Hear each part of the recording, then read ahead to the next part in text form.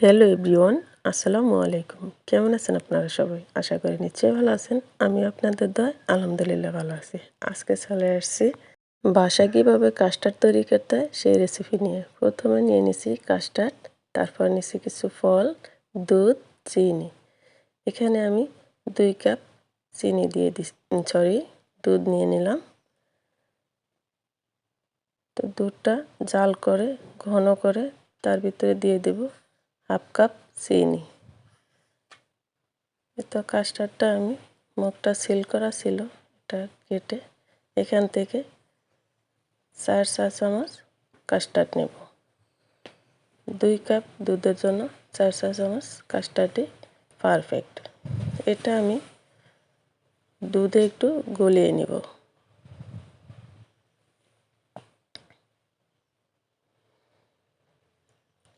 যেন কোনো লাম্পস না থাকে। এই তো গলানো হয়ে গেছে। এবার আমি এই দুধে অল্প অল্প করে ঢেলে নেড়ে নেব, যাতে নিচে দলা পাকিয়ে না যায়।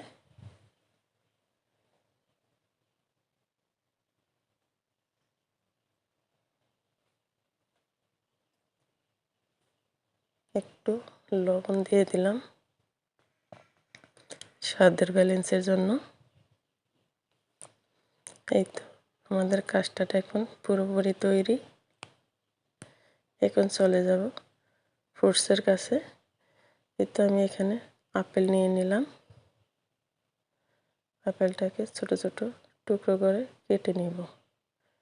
আর নিয়ে নিব আনার, কলা। তো আপনারা আপনাদের পছন্দ মতো ফ্রুটস নিয়ে নেবেন।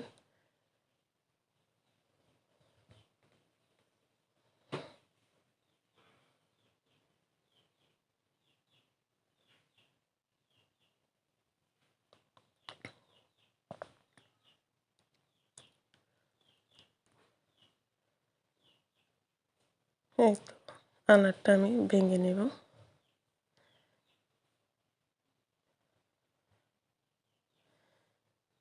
এবার এবার ফ্রুটসগুলো মিশিয়ে নেব।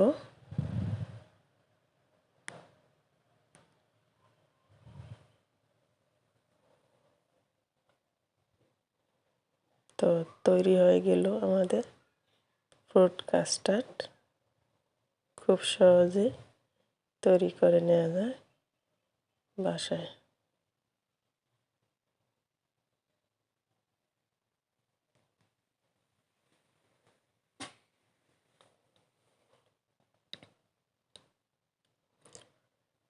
তো আজ এ পর্যন্তই।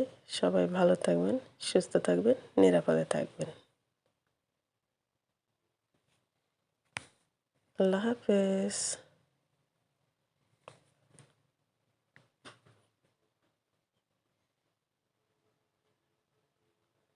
অফ করো গো এটা।